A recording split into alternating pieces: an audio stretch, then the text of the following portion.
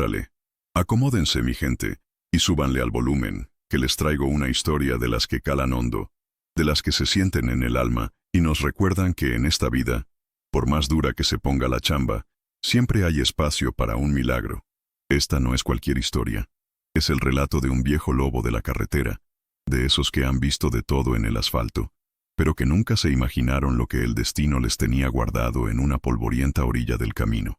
El sol caía a plomo sobre el desierto de Zacatecas, un mar de tierra seca y ocotillos que se extendía hasta donde la vista se perdía. El calor era tan bravo que el aire mismo parecía temblar sobre el pavimento de la carretera federal 54, esa serpiente de asfalto que conecta el corazón de México con el norte.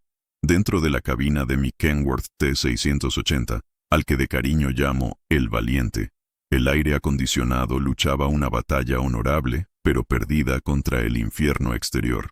Mi nombre es Javier Mendoza, y para ese entonces ya llevaba más de 40 de mis 62 años recorriendo estas carreteras. 40 años de ver amaneceres en gasolineras, de comer en fondas donde te conocen por tu apodo y no por tu nombre, de dormir arrullado por el rugido de otros motores y de ver la vida pasar a través de un parabrisas. Mi Valiente no era solo una máquina de 18 ruedas y un motor que ronroneaba como un león satisfecho. Era mi hogar, mi fortaleza, mi caparazón. La cabina olía a una mezcla de diésel, café recalentado y la leve fragancia del perfume de mi difunta Elena, cuya foto, ya amarillenta y gastada por mis pulgares, colgaba del parasol. Ella siempre decía que yo era un nómada moderno, un Quijote sobre ruedas persiguiendo no molinos de viento, sino el siguiente flete, la siguiente entrega. Desde que se me fue, hace ya 5 años, sus palabras resonaban con una verdad más melancólica. Ya no perseguía nada, más bien, huía. Huía del silencio de la casa vacía en Fresnillo, de los recuerdos en cada rincón, de la ausencia que pesaba más que cualquier carga que hubiera transportado. La carretera era mi escape, el movimiento perpetuo mi anestesia. Ese día, la carga era de aguacates, miles de kilos del oro verde michoacano con destino a Laredo, para cruzar la frontera y alimentar el antojo gringo. Un viaje de rutina, monótono como la línea punteada que se devoraban mis llantas. La radio, mi única compañera constante, escupía las notas de un corrido de los Cadetes de Linares, una canción sobre amores traicionados y destinos crueles, la banda sonora perfecta para el paisaje. Mi mente divagaba, como solía hacerlo en estos tramos largos. Pensaba en mi hijo, Roberto, que vivía en Houston. La distancia entre nosotros no era solo de kilómetros, sino de años de malentendidos y silencios. Él, un ingeniero con manos suaves y un futuro brillante, nunca entendió mi amor por esta vida de grasa y soledad. Para él, yo era una reliquia, un eco de un México que él se esforzó por dejar atrás. Nuestras llamadas eran breves, forzadas, llenas de preguntas que no queríamos responder. ¿Cómo está todo por allá, apá? Igual que siempre, mijo, dándole. ¿Necesita algo? Nada, todo bien. Mentiras piadosas que construían muros más altos que la Sierra Madre. Sacudí la cabeza, intentando alejar esos pensamientos que solo traían un sabor amargo a la boca. Me concentré en el camino, en el juego de espejos, en el leve silbido del turbo. Fue entonces cuando lo vi. Al principio era solo una manchita de color en la inmensidad ocre del desierto. Una figura pequeña, casi una ilusión óptica creada por el calor. A medida que me acercaba, la mancha tomó forma. Era un niño de no más de 6 o 7 años, parado en la mismísima orilla del acotamiento, donde la tierra suelta se encuentra con el asfalto caliente. Llevaba unos pantaloncitos de mezclilla gastados y una camiseta roja que parecía gritar contra la palidez del entorno. Su cabello, negro y alborotado, estaba cubierto de polvo. Estaba solo, completamente solo. Mi primer instinto, forjado por décadas de cinismo y precaución, fue de desconfianza. ¿Una trampa? ¿Un señuelo para que los bandidos te detengan? En estos tiempos tenías que pensar lo peor para sobrevivir. Aprecié el pie del acelerador, listo para pasar de largo, para convertir a esa pequeña figura en un recuerdo fugaz en el espejo retrovisor. Pero entonces el niño levantó la mano, no con desesperación, no como si pidiera auxilio, sino con una alegría pura, casi festiva. La agitaba con una energía que desafiaba el calor aplastante. Y su rostro estaba iluminado por una sonrisa tan grande y sincera que me desarmó por completo. Era la clase de sonrisa que te recordaba que todavía existía la inocencia en este mundo jodido. Reduje la velocidad, el rugido del motor diésel transformándose en un gruñido grave. El freno de aire suspiró con fuerza, como un gigante cansado. Me detuve a unos 50 metros más adelante del niño, dejando un espacio seguro. Lo observé por el espejo lateral. Él no corrió hacia el camión. Se quedó ahí, parado en su sitio, todavía sonriendo, pero ahora con una mirada de pura expectación en sus ojos oscuros y enormes. Había algo en su postura, en su confianza, que me intrigaba y me inquietaba a partes iguales.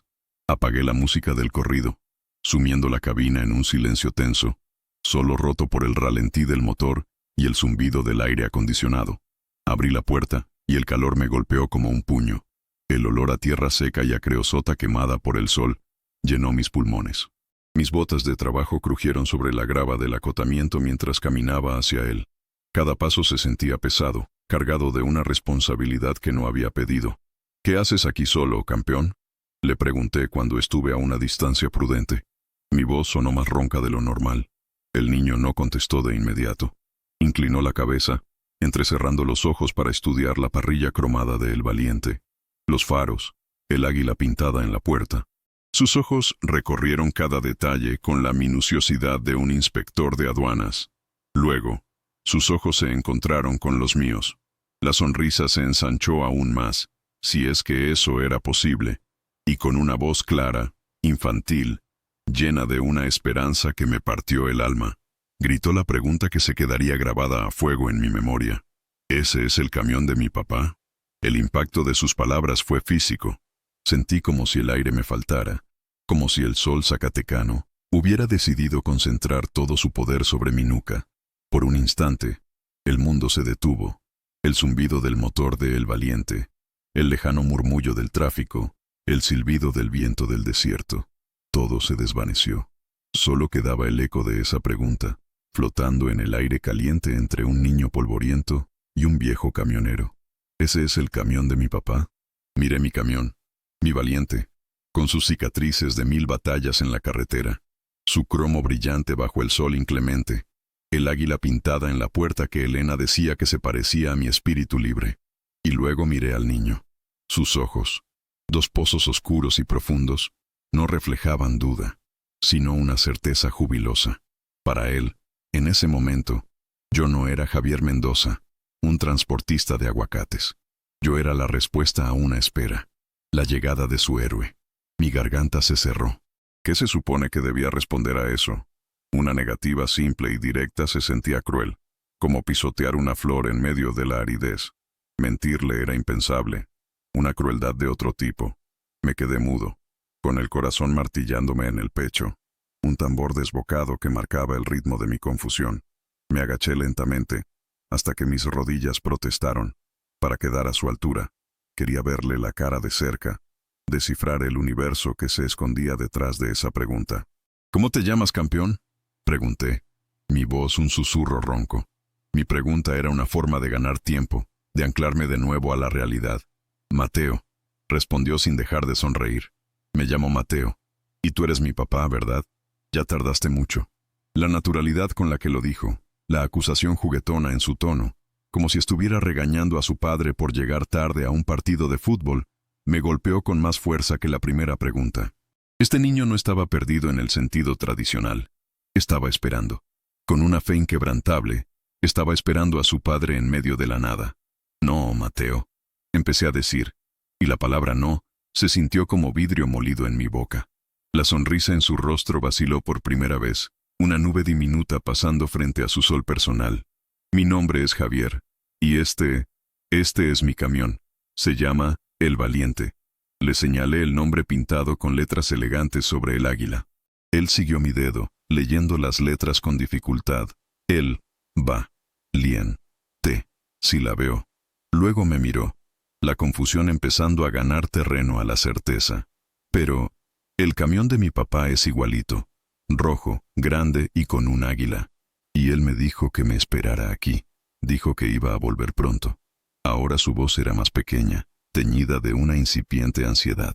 El desierto, que momentos antes parecía un escenario para un feliz reencuentro, de repente se sentía vasto, amenazador y terriblemente solitario. Me di cuenta de la fragilidad de su situación. Un niño solo, esperando a un padre en un camión rojo que podría ser cualquiera de los miles que surcaban las carreteras de México. ¿Y dónde está tu mamá, Mateo? ¿O alguien más contigo?, pregunté, mi tono volviéndose más urgente. Miré a mi alrededor, escudriñando el horizonte en busca de un coche averiado, de otra persona, de cualquier señal de que no estaba completamente solo. Nada. Solo arbustos secos y el espejismo tembloroso del calor. Mi mamá se quedó en la parada de autobús en Concepción del Oro, dijo. Papá nos dejó ahí. Dijo que tenía que hacer una entrega rápida aquí cerquita, en una mina. Nos dijo que lo esperáramos, que no se tardaba. Pero ya pasó mucho tiempo. Y luego vi tu camión y pensé que eras tú. Concepción del Oro. Estábamos a unos 30 kilómetros de allí.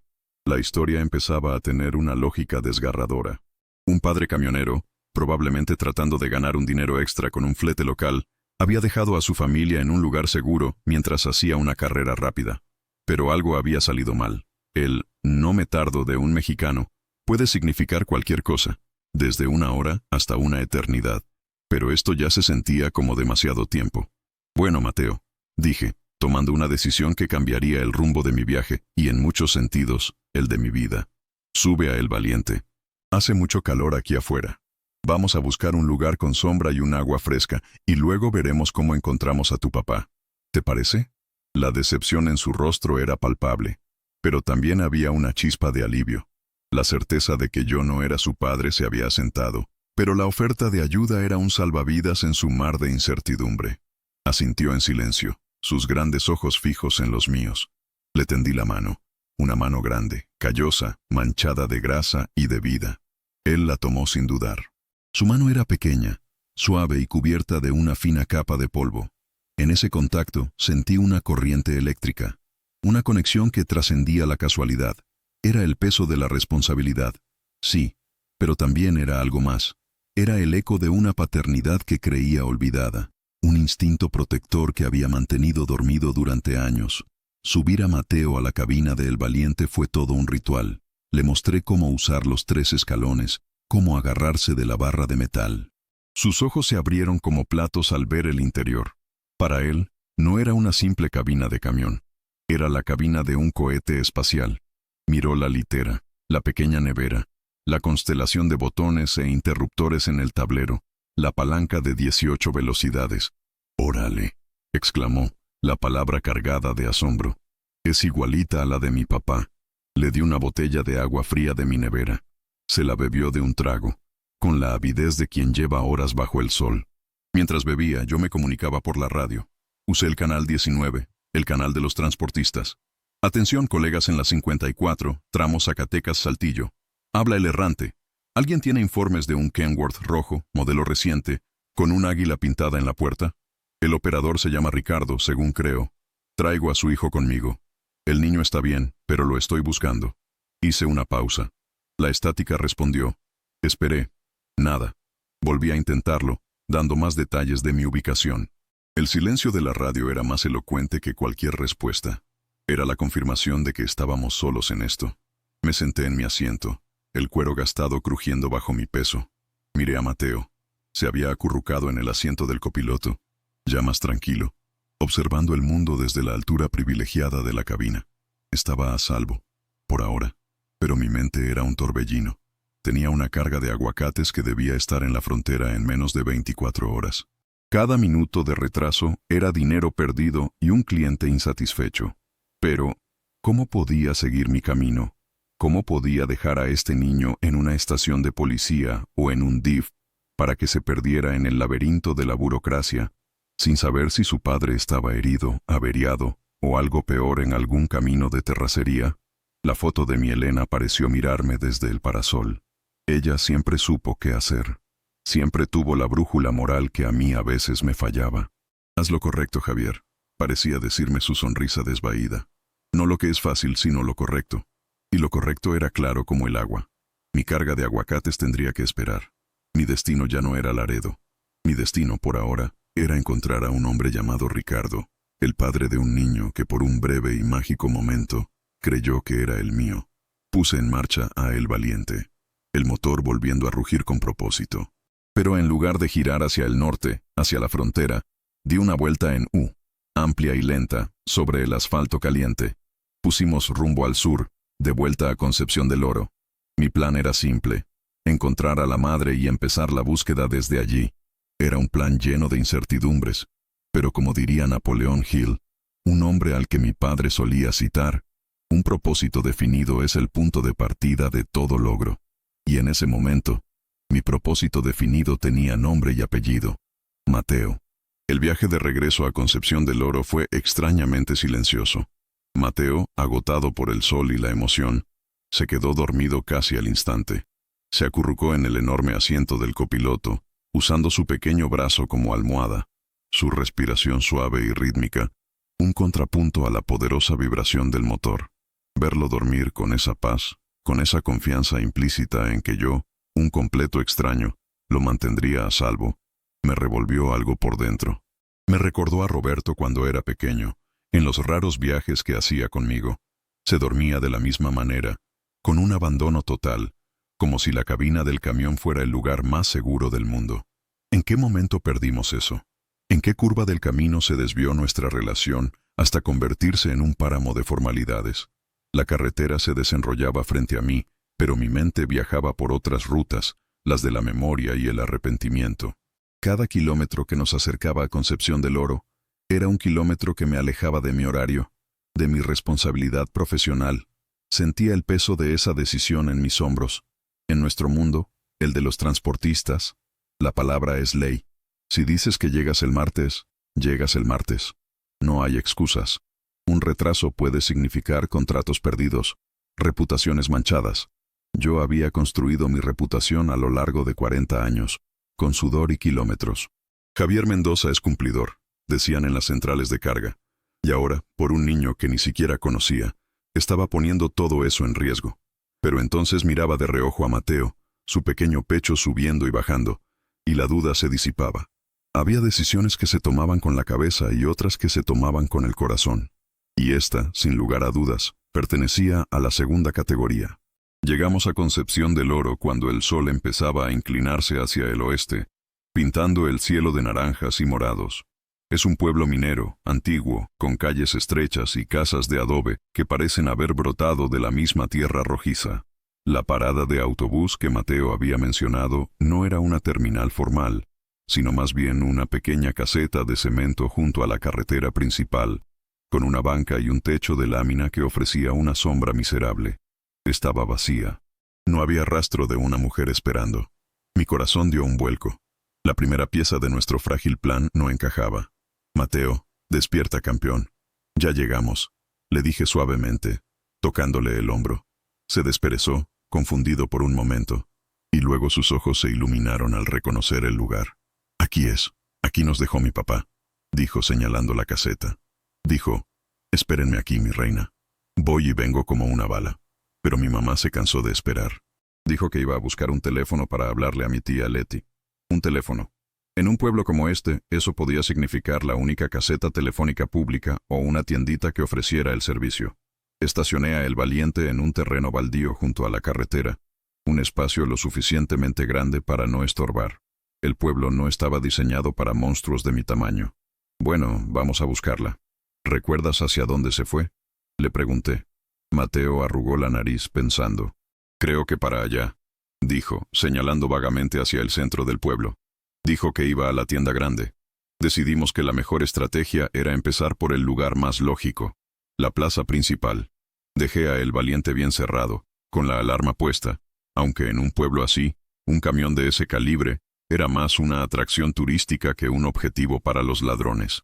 Caminar por las calles de Concepción del Oro con Mateo de la mano fue una experiencia. La gente nos miraba con curiosidad.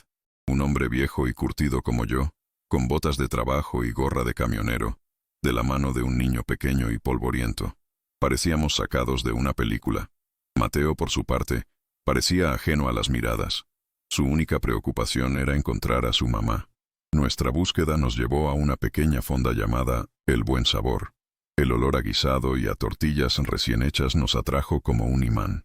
Decidí que era un buen lugar para preguntar y, de paso, para que Mateo comiera algo más sustancioso que las galletas que yo tenía en el camión. El lugar era humilde pero limpio, con mesas de plástico y un calendario de un equipo de béisbol en la pared. Una mujer robusta y de sonrisa amable, con un mandil floreado, nos atendió. Su nombre era Lupe. «Buenas tardes», dije, con mi mejor sonrisa. «Andamos buscando a una señora.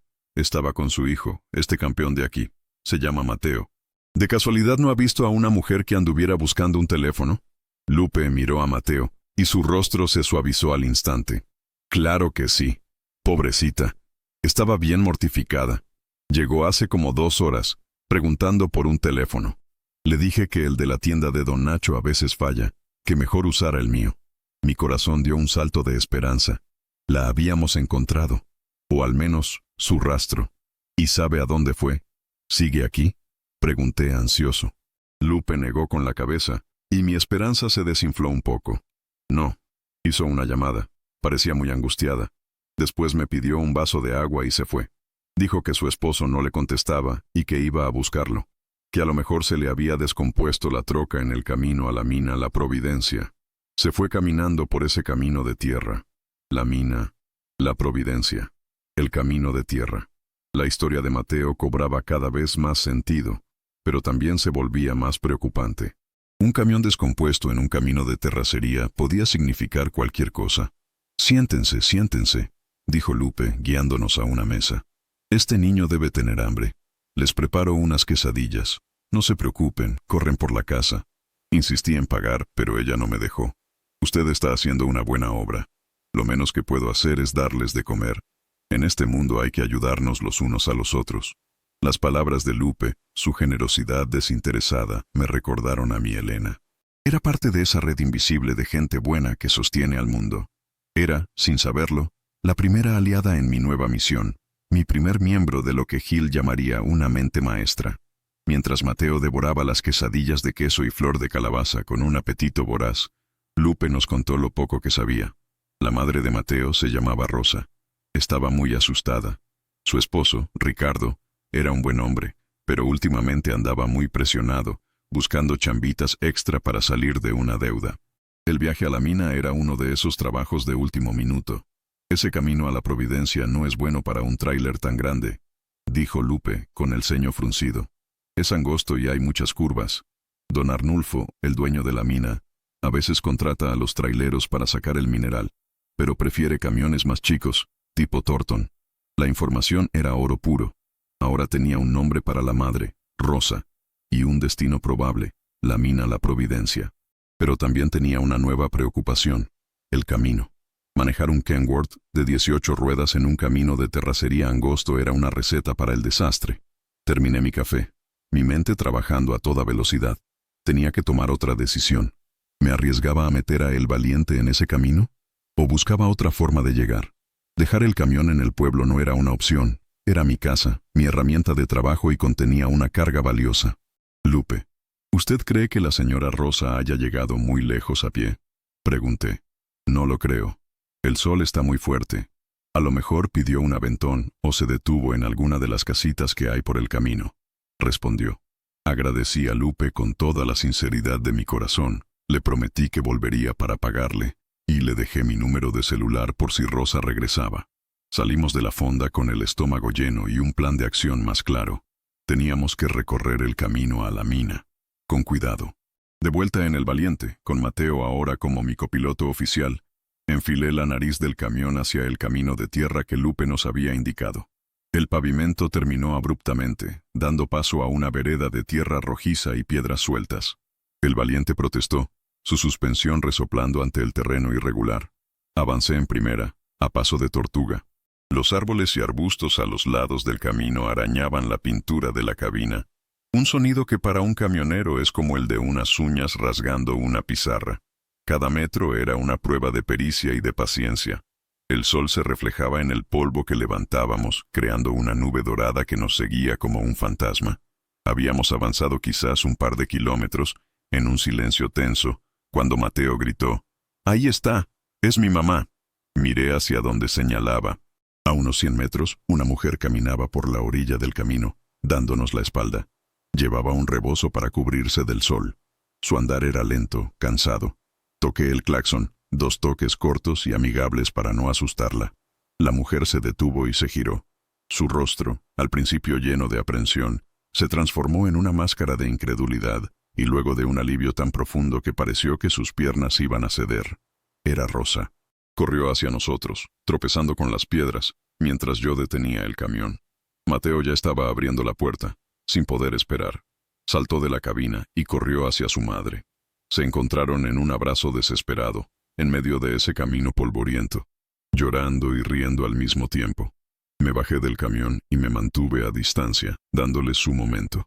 El reencuentro de una madre con su hijo era un momento sagrado. Verlos ahí, aferrados el uno al otro, justificaba cada decisión que había tomado ese día, cada kilómetro desviado, cada riesgo asumido. Cuando las primeras lágrimas se secaron, Rosa se acercó a mí, con Mateo todavía pegado a su falda. Sus ojos, enrojecidos por el llanto y el polvo, me miraron con una gratitud que me abrumó. No sé cómo agradecerle, dijo, su voz temblorosa. Soy Rosa. Pensé que lo había perdido. Cuando no volví a la parada y no estaba, pensé lo peor. Soy Javier, respondí quitándome la gorra por respeto. Y no tiene nada que agradecer. Su hijo es un campeón. Me encontró él a mí. Le conté brevemente cómo había encontrado a Mateo, su pregunta sobre el camión de su papá. Rosa sonrió tristemente. Sí, el de Ricardo es casi igual. Un Kenworth rojo. Es su orgullo. Le ofrecí que subieran a la cabina para resguardarse del sol y decidir qué hacer. Ahora éramos 3. 3 personas unidas por la ausencia de un hombre llamado Ricardo. La primera parte de la misión estaba cumplida, pero la más difícil apenas comenzaba. Teníamos que encontrarlo. Y mientras el valiente permanecía inmóvil en ese camino de tierra, con el motor rugiendo suavemente, sentí que no solo estábamos buscando a un hombre. Estábamos tratando de remendar una familia rota, y en el proceso, quizás, yo podría empezar a remendar algo dentro de mí también. El interior de la cabina de El Valiente, que horas antes había sido mi santuario de soledad, ahora se sentía como un pequeño refugio, un centro de operaciones improvisado. Rosa se sentó en el asiento del copiloto, con Mateo acunado en su regazo, finalmente tranquilo y seguro. El alivio inicial de haberse encontrado dio paso a una ansiedad más profunda, la que concierne al hombre que faltaba. Le ofrecí a Rosa la otra botella de agua que me quedaba, y la aceptó con una gratitud silenciosa. Sus manos temblaban ligeramente. Era una mujer de unos 30 y tantos años, de facciones finas endurecidas por la preocupación. Había una fuerza en ella, una resiliencia que se adivinaba bajo la capa de angustia. Gracias, de verdad, Javier. Si no hubiera sido por usted, comenzó a decir, pero su voz se quebró. No hay de qué, Rosa. Ahora lo importante es encontrar a Ricardo. ¿Qué fue exactamente lo que pasó?, pregunté, tratando de mantener un tono calmado y práctico. Necesitábamos hechos, no solo emociones, si queríamos tener alguna posibilidad. Rosa respiró hondo, como si reuniera fuerzas para contar una historia dolorosa. Ricardo consiguió este flete de última hora. Un viaje corto, supuestamente. Tenía que recoger una carga de mineral en la mina La Providencia y llevarla a una bodega en Saltillo. El pago era bueno, en efectivo, y lo necesitábamos. Andamos un poco apretados. La palabra apretados era un eufemismo que yo conocía muy bien. En el mundo del transporte, como en la vida, a veces la soga aprieta el cuello. Deudas, reparaciones inesperadas del camión, una mala racha de trabajos. Nos trajo hasta Concepción del Oro esta mañana. Continuó. Dijo que el camino a la mina era complicado y que no quería que Mateo y yo estuviéramos dando vueltas. Nos dejó en la parada con la promesa de que volvería en un par de horas. Voy y vengo. Es una chambita rápida, me dijo. Pero las horas pasaron, y nada. Su celular manda directo a buzón. Esa era la pieza clave. El celular apagado o fuera de servicio. Podía significar una batería muerta o, la opción más probable en esta zona, simplemente la falta de señal en los caminos rurales que rodean la mina. Pero también podía significar algo peor. Intenté llamarle a su compadre, Chuy, que también es trailero, pero tampoco me contestó. Luego decidí caminar hacia la mina. Pensé que a lo mejor se le había atascado el camión, o que se le había ponchado una llanta. Cualquier cosa. Su plan era valiente pero insensato. Caminar kilómetros bajo el sol del desierto era peligroso. Mi llegada había sido providencial. Hizo bien en intentarlo, pero es mejor que sigamos en el camión, le dije. Este camino no es para andar a pie. ¿Sabes si la mina está muy lejos? No estoy segura. Ricardo nunca había venido a esta mina. Solo le dieron las indicaciones por teléfono, respondió, su incertidumbre añadiendo otra capa de dificultad. Estábamos navegando a ciegas. Decidí que la única opción era seguir adelante, lentamente. Puse a El Valiente de nuevo en movimiento, avanzando a una velocidad agónicamente lenta. Cada crujido de la suspensión, cada rama que arañaba el metal, era un recordatorio del riesgo que estábamos corriendo. Un camión de estas dimensiones no está hecho para el senderismo. Un mal cálculo, una zanja oculta, y podíamos quedar varados los tres. Mientras avanzábamos, decidí usar mi propio mastermind, mi red de contactos. Saqué mi celular y, para mi sorpresa, tenía una barra de señal intermitente. Marqué un número que conocía de memoria, el de Ramiro "El Zorro" Villa, un viejo colega, ahora coordinador de logística en una gran empresa transportista en Saltillo. El Zorro lo sabía todo y conocía a todos en el noreste del país. «Mi Javi, qué milagro», respondió su vozarrón al otro lado de la línea. «Ando en un apuro, Zorro. Necesito de tu sabiduría», le dije, yendo directo al grano. Le expliqué la situación. El camionero desaparecido, Ricardo, el Kenworth rojo, la mina La Providencia cerca de Concepción del Oro. «Mina La Providencia, déjame ver», dijo Ramiro. Oí el tecleo de un ordenador al fondo. «Javi, ten mucho cuidado. Esa zona es complicada. Las minas de por ahí a veces no son del todo legales. A veces las usan para mover otras cosas además de mineral. Y los caminos son un infierno». «¿Dices que es un Kenworth rojo reciente?»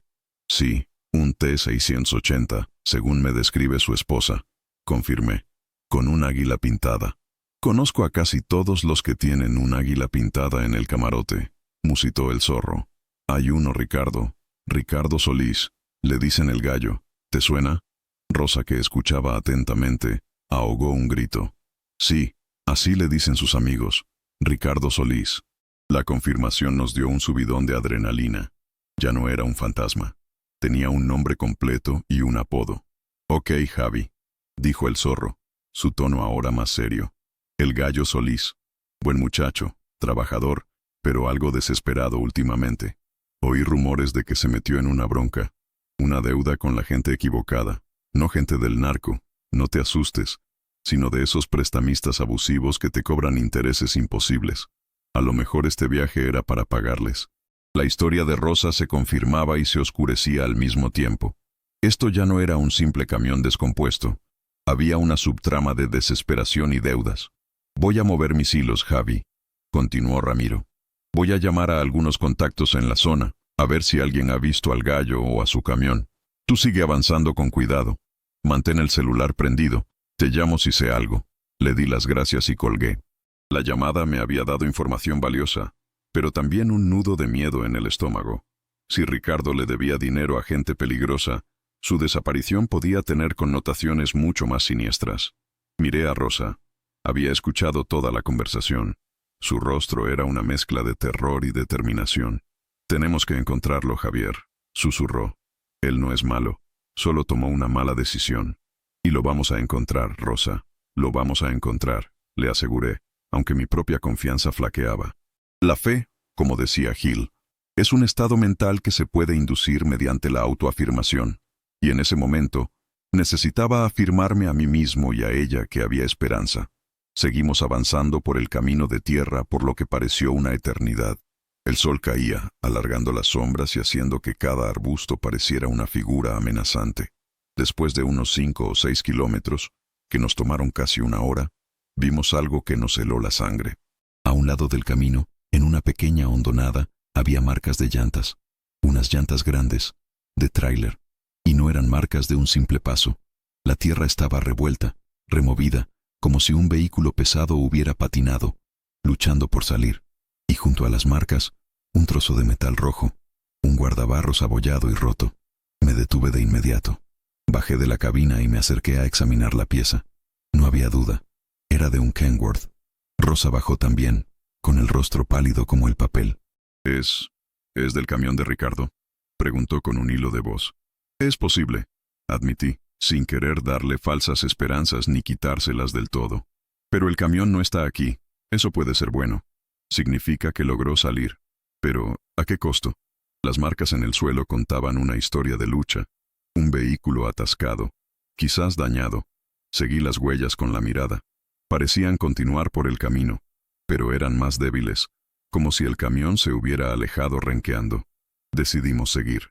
La tensión en la cabina era tan espesa que se podía cortar con un cuchillo. Mateo, sintiendo la angustia de los adultos, se mantuvo en silencio, abrazado a su madre. Cada curva del camino era un nuevo sobresalto. ¿Encontraríamos el camión volcado en la siguiente hondonada? ¿O a Ricardo herido, pidiendo ayuda? La mina La Providencia apareció de repente, al doblar un recodo. No era una operación minera moderna y organizada, sino un agujero en la ladera de una colina, con unas cuantas estructuras de lámina oxidadas y una pila de rocas de aspecto dudoso. Parecía abandonada. No había luces, no había ruido de maquinaria, no había gente, y lo más importante, no había un Kenworth rojo estacionado en ninguna parte. El lugar tenía un aire desolador, casi fantasmal. «Aquí no hay nadie», dijo Rosa, la decepción aplastando su voz. Era un callejón sin salida. Ricardo había venido aquí, sí, pero ya no estaba. ¿Había cargado el mineral y se había ido? ¿O ni siquiera había llegado a cargar? Mi teléfono sonó, sobresaltándonos a todos. Era Ramiro.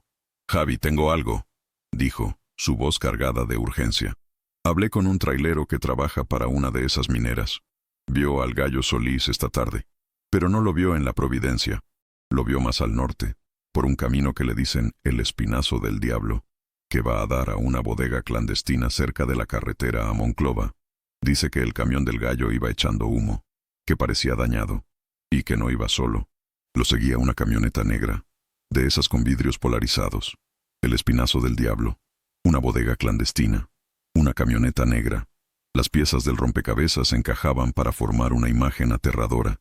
Ricardo no estaba simplemente perdido o averiado. Estaba en problemas serios. Me están diciendo que esa gente con la que se endeudó son los que manejan esa bodega, añadió Ramiro. A lo mejor lo escoltaron para asegurarse de que entregara la carga y les pagara, o para quitarle el camión. La sangre se me fue a los pies. Le habían quitado el camión. Para un trailero, eso es como si te arrancaran el alma. Gracias, zorro. Me has dado más de lo que podía pedir, le dije, mi voz grave. Cuídate mucho, Javi. No te metas en la boca del lobo, me advirtió. Colgué el teléfono y me quedé en silencio por un momento, procesando la información. Miré a Rosa. Me estaba mirando fijamente, esperando el veredicto. Le conté lo que el zorro me había dicho. Vi el miedo en sus ojos, pero también vi cómo apretaba la mandíbula, como una chispa de furia y determinación reemplazaba al terror.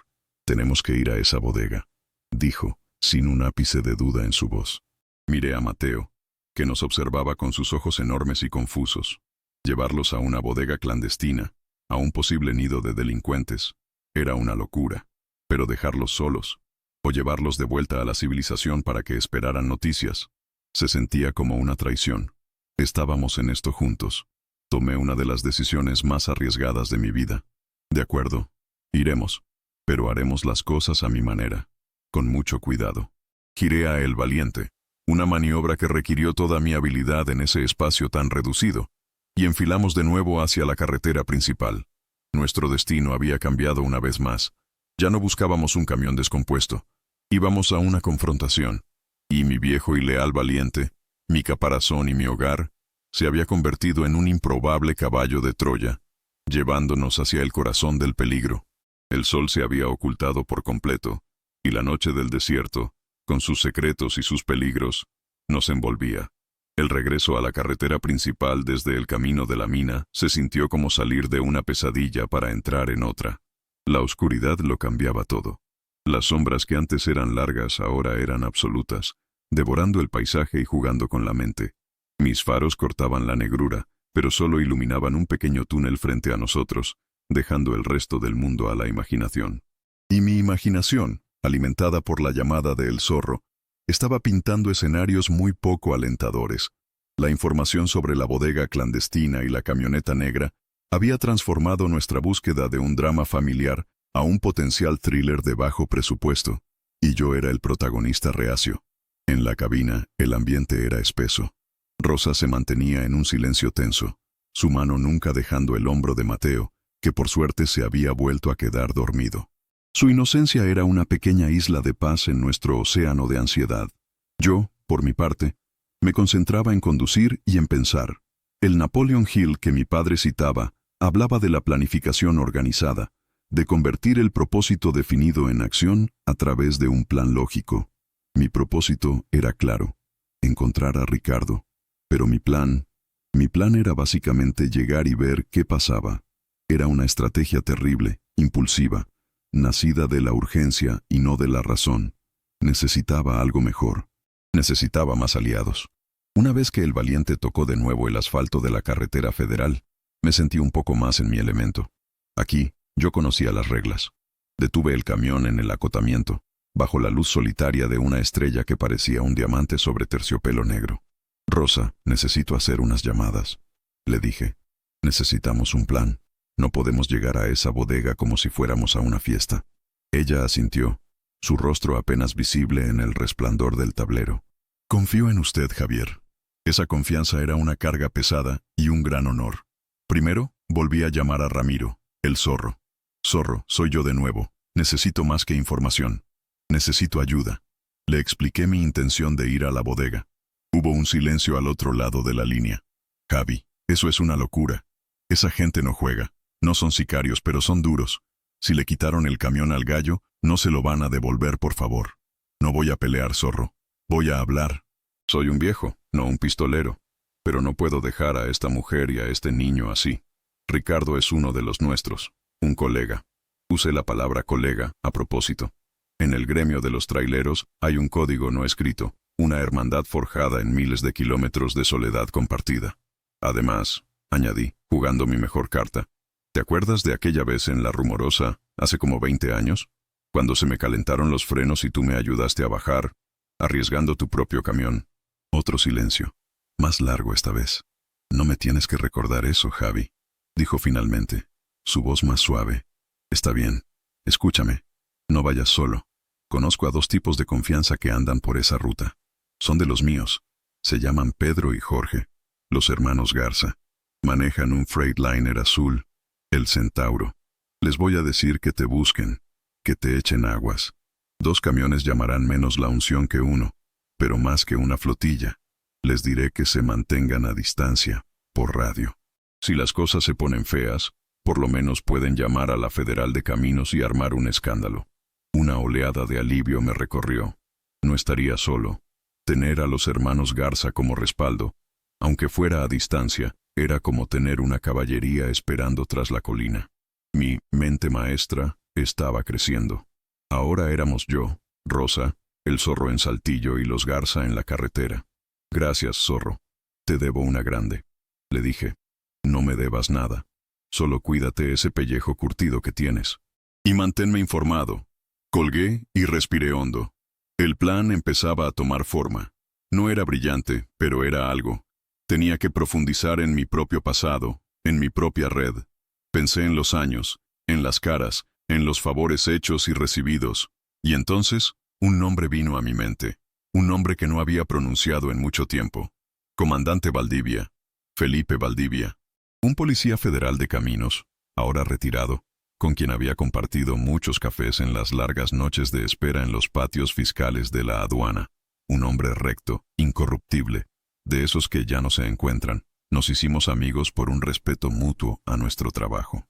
Yo nunca intenté pasarle una mordida, y él nunca me trató con la prepotencia de la autoridad. No sabía si su número seguiría siendo el mismo, pero tenía que intentarlo. Lo busqué en mi vieja libreta de contactos, esa que guardaba en la guantera y que era un cementerio de números olvidados. Y allí estaba, F. Valdivia. Marqué, mi corazón latiendo con fuerza. Sonó 1, 2, 3 veces.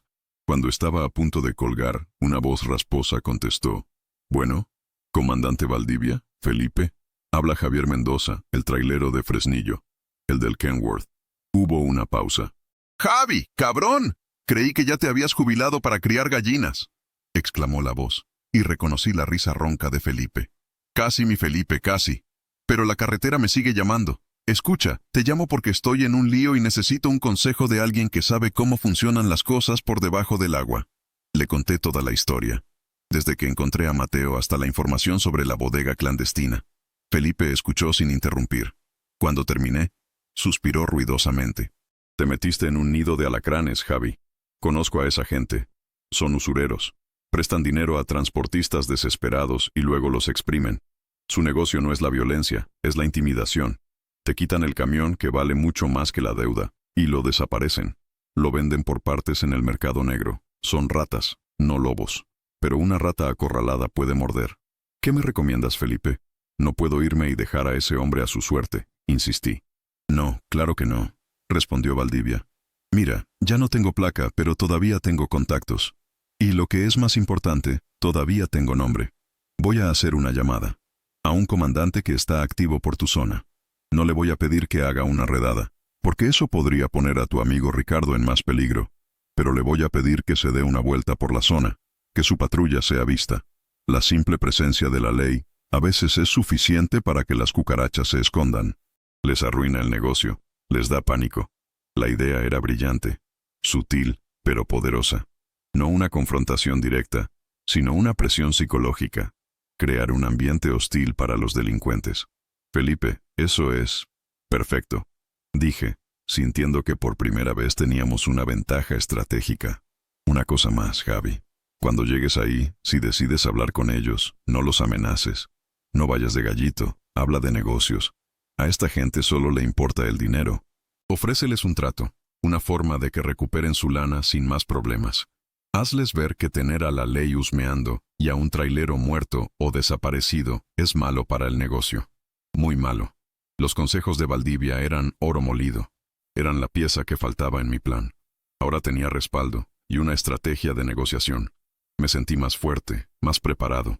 Ya no era solo un viejo camionero actuando por impulso. Estaba empezando a pensar como un estratega. Le agradecí profusamente a Felipe y colgué. Miré a Rosa. Ya tengo un plan, le dije, y le expliqué la estrategia. El apoyo a distancia de los hermanos Garza y la sutil presión de la patrulla federal. Vamos a acercarnos a esa bodega.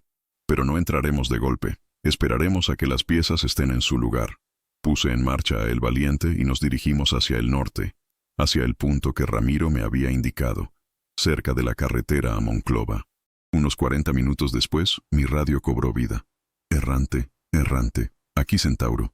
¿Me copias? Era la voz de uno de los hermanos Garza. Fuerte y claro, Centauro. Aquí errante. Gracias por venir. A la orden, colega.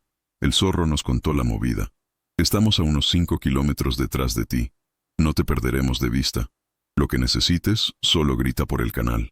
Saber que estaban ahí, en la oscuridad, vigilando, fue un bálsamo para mis nervios. Ahora solo faltaba la última pieza. La patrulla de Valdivia. Según las indicaciones, la bodega estaba en un camino secundario, a unos 3 kilómetros de la carretera principal. Cuando llegamos a la desviación, apagué mis luces principales y me detuve. El camino era de asfalto viejo y agrietado, flanqueado por naves industriales y terrenos baldíos. Un lugar anónimo, perfecto para negocios turbios. Esperaremos aquí, le dije a Rosa. Ella no discutió. La espera fue la parte más difícil. Cada minuto se sentía como una hora. El silencio en la cabina era total, solo roto por la respiración de Mateo y el latido de mi propio corazón. Miraba por el espejo retrovisor, esperando ver las luces de la patrulla. Pasaron 10, 20, 30 minutos. Empecé a dudar. ¿Y si el contacto de Valdivia no podía venir? ¿Y si mi plan era una estupidez? Justo cuando la desesperanza empezaba a hacer mella, vi un destello a lo lejos, en la carretera principal. Unas luces rojas y azules, girando en silencio. Una patrulla de la Policía Federal. No encendió la sirena. Simplemente pasó lentamente por la entrada de nuestro camino, disminuyendo la velocidad como si buscara algo, y luego continuó su ruta. Pero el mensaje había sido enviado. Habían sido vistos. Era la señal. Es ahora, dije, mi voz sonando extrañamente calmada. Encendí las luces de El Valiente y enfilé lentamente por el camino oscuro. Rosa apretó la mano de Mateo con fuerza. Yo puse mi mano sobre la palanca de cambios, sintiendo el metal frío y familiar. El valiente avanzó por el camino agrietado, sus faros barriendo la oscuridad, como un animal de presa buscando a su cría perdida. Nos dirigíamos hacia la boca del lobo, sí, pero ya no éramos solo una oveja indefensa. Éramos un pastor con un plan, con aliados y con una fe inquebrantable en la justicia de nuestra causa.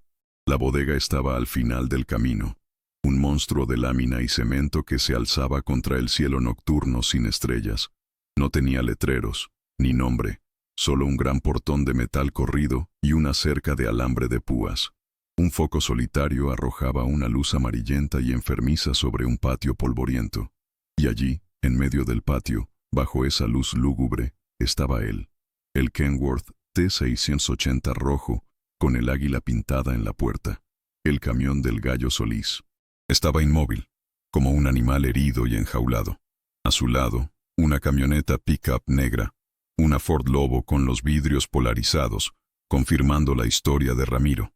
Apagué el motor de El Valiente a unos 50 metros de la entrada, sumiéndonos de nuevo en el silencio y la oscuridad parcial. Rosa, quiero que te quedes aquí con Mateo.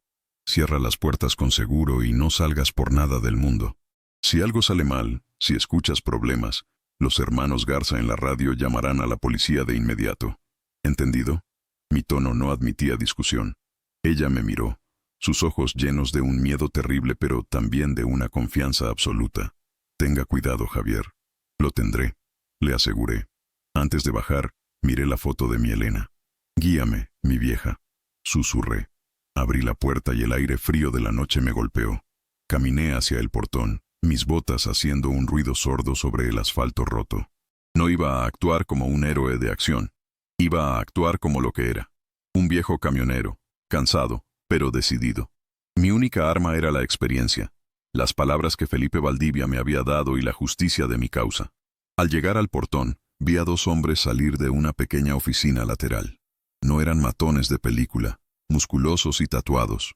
Eran hombres de aspecto ordinario, de unos 40 años, con pantalones de mezclilla y chamarras. Uno era bajo y robusto, con cara de pocos amigos. El otro era alto y delgado, con una expresión de astucia nerviosa. «¿Qué se le ofrece, jefe?», preguntó el robusto, su mano metida casualmente en el bolsillo de la chamarra, un gesto que no me pasó desapercibido. «Buenas noches», dije con voz tranquila y firme. «Mi nombre es Javier Mendoza. Vengo a hablar de negocios, sobre ese Kenworth rojo que tienen ahí». Los dos hombres intercambiaron una mirada. El delgado se acercó un poco más. «No sé de qué me habla. Aquí no tenemos ningún Kenworth. Es propiedad privada». «No nos hagamos tontos», respondí, manteniendo mi tono calmado. «Sé que el camión es de Ricardo Solís, el Gallo, y sé que lo tienen retenido por una deuda. No vengo a pelear. Vengo a proponerles un trato». Mi franqueza pareció descolocarlos. Esperaban negación, quizás una confrontación, pero no una negociación directa. «¿Y usted quién es? ¿Su abogado?», se burló el robusto. «Soy algo mejor. Soy un colega con 40 años en esta carretera. Y les aseguro que un camión desaparecido y un chofer que no aparece traen muchos problemas. Problemas con el gremio, problemas con las aseguradoras y problemas con la ley». Justo en ese momento, como si hubiera sido dirigido por un director de cine, las luces de la patrulla federal volvieron a pasar por la carretera principal, esta vez un poco más lento. Los dos hombres miraron instintivamente hacia las luces giratorias. Sus rostros cambiaron. La arrogancia fue reemplazada por una sombra de preocupación. La estrategia de Valdivia estaba funcionando a la perfección. «Miren», continué, aprovechando su momento de duda. «Yo sé que ustedes solo quieren su dinero. Ricardo cometió un error. Se endeudó. Pero quitarle el camión no es la solución. Es un problema más grande para ustedes. ¿Cuánto les debe?». El hombre delgado, que parecía ser el que tomaba las decisiones, me estudió con sus ojos pequeños y calculadores. «Le debe 200,000 pesos, con los intereses. Una cantidad enorme. Probablemente el doble o el triple de lo que le prestaron originalmente. Y el camión se queda como garantía hasta que pague», añadió. «Una garantía que vale 10 veces la deuda», repliqué. «Eso no es negocio, es robo. Y el robo atrae a la policía, como a esos que andan dando vueltas por ahí». Señalé con la cabeza hacia la carretera. Les propongo algo.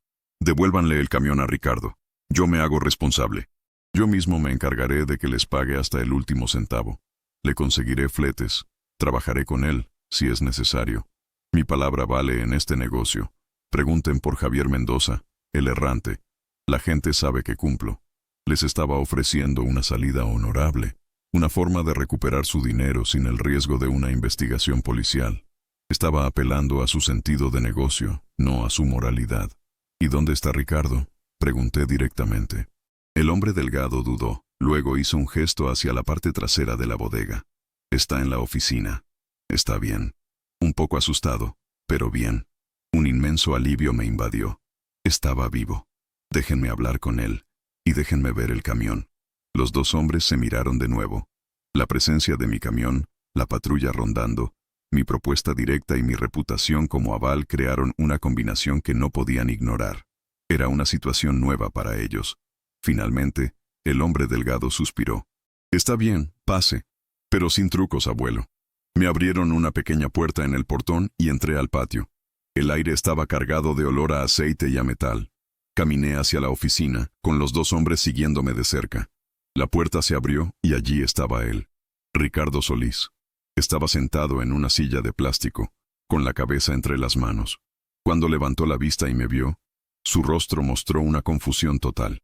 Era más joven de lo que imaginaba, quizás de la misma edad de mi hijo Roberto. Tenía los ojos enrojecidos y una desesperación que me resultó dolorosamente familiar. ¿Quién es usted?, preguntó. Soy un amigo, le dije. Estoy aquí para sacarte de este lío. Tu esposa y tu hijo están bien. Están esperándote aquí afuera. Al oír la mención de su familia, Ricardo se derrumbó. Las lágrimas que había estado conteniendo finalmente brotaron. Le conté rápidamente el plan, la propuesta que les había hecho a sus captores. Le hablé de mi compromiso de ayudarlo a pagar la deuda. Vi una chispa de esperanza nacer en sus ojos cansados. Salimos de la oficina y me dirigí hacia el Kenworth rojo. Le di una inspección rápida. Tenía el guardabarros dañado, como habíamos visto, y algunos raspones, pero el motor parecía intacto. Era recuperable. Me volví hacia el hombre delgado, el jefe. El trato es este, dije, con toda la autoridad que pude reunir. Nos llevamos a Ricardo y su camión ahora mismo. Mañana a primera hora, me reuniré con ustedes en un lugar neutral, un café en Saltillo, y firmaremos un acuerdo de pago. Les daré un adelanto de mi propio bolsillo para que vean que voy en serio, y supervisaré personalmente que Ricardo cumpla con el resto. A cambio, ustedes olvidan esto. No más amenazas, no más intimidación. El negocio se hace legal o no se hace. Mi oferta era audaz. Estaba poniendo mi propio dinero y mi reputación en juego por un hombre que acababa de conocer. Pero al mirar a Ricardo, no veía a un extraño. Veía a un colega, a un padre de familia que había tropezado. Veía, en cierto modo, una versión más joven de mí mismo. Alguien que podría haber tomado un camino equivocado por desesperación. El jefe lo pensó durante un largo minuto, que se sintió como una década. Miró mi camión. Luego miró hacia la carretera. Luego a Ricardo, y finalmente a mí. De acuerdo, Mendoza, dijo finalmente, extendiendo la mano. Tenemos un trato, pero si tu amigo no cumple, te buscaré a ti. Estreché su mano. El pacto estaba sellado, no con sangre, sino con la palabra de un viejo trailero. Le dieron las llaves a Ricardo. Él subió a su camión con manos temblorosas y encendió el motor. El rugido del Cummins rojo fue el sonido más dulce que había escuchado en mucho tiempo. Era el sonido de la libertad. Le hice una seña para que me siguiera. Salimos de la bodega, dejando atrás a los dos hombres parados bajo la luz amarilla, con una expresión de perplejidad y, quizás, un poco de respeto. Mi valiente y el gallo Solís, dos gigantes de metal, salieron juntos de la oscuridad, de vuelta a la seguridad de la carretera. Cuando llegamos al punto donde había dejado a Rosa y Mateo, la emoción fue indescriptible. Rosa vio el camión de Ricardo y soltó un grito de alegría pura. Mateo, despertado por el ruido, vio a su padre bajar de la cabina y corrió hacia él. Papá, tu camión. Sabía que vendrías. El abrazo de ese padre con su hijo, bajo la inmensidad del cielo nocturno del desierto, fue la recompensa a todo el esfuerzo, a todo el riesgo. Ricardo, llorando, levantó a su hijo en brazos, mientras Rosa se unía al abrazo, formando un nudo de amor y alivio. Yo me quedé a un lado, junto a mi valiente, sintiendo una emoción que no había experimentado en años. No era la satisfacción de una entrega a tiempo, ni la alegría de un buen pago. Era algo más profundo. Era la certeza de haber hecho lo correcto, de haber intervenido, de haber usado mi experiencia no solo para mover mercancías, sino para mover destinos. Había reunido a una familia, y en el proceso, había encontrado un propósito que iba más allá de huir de mis propios fantasmas. La despedida fue en una gasolinera a las afueras de Saltillo, al amanecer. El cielo se teñía de rosa y naranja, prometiendo un nuevo día, un nuevo comienzo. Ricardo y yo habíamos pasado parte de la noche hablando, mientras Rosa y Mateo dormían en el camarote de su camión. Me contó su historia, la espiral de deudas, la desesperación que lo llevó a aceptar ese trabajo riesgoso. Le hablé de mi vida, de mi hijo, de mi soledad. En esas horas, forjamos un vínculo, el de dos hombres de la carretera que se habían encontrado en la encrucijada más oscura. «Javier, nunca podré pagarte esto», me dijo, con los ojos todavía húmedos de emoción. «No se trata de pagarme, Ricardo», le respondí, poniendo una mano en su hombro. «Se trata de que aprendas de esto, de que cuides a tu familia, y de que un día, cuando veas a otro colega en problemas, le eches una mano. Así es como funciona esto. Es una cadena de favores». El pequeño Mateo se acercó a mí, ya sin el polvo del desierto, con la cara limpia y una sonrisa radiante. Me abrazó las piernas con fuerza. «Gracias, señor Javier», dijo. «Aunque no seas mi papá, tu camión también es valiente». Me agaché y le revolví el pelo. «Tú eres el valiente, campeón. Nunca lo olvides». Rosa me dio un abrazo, un gesto lleno de una gratitud sincera que me llegó al alma. Luego, subieron a su Kenworth rojo. Ricardo tocó el claxon 2 veces, el saludo tradicional de los traileros, y yo respondí con el de El Valiente. Los vi alejarse, el camión rojo desapareciendo en el horizonte, llevándose a una familia que había estado a punto de romperse. Me quedé solo de nuevo en la cabina de mi camión, pero el silencio ya no se sentía opresivo. La soledad no era la misma. Algo en mí había cambiado.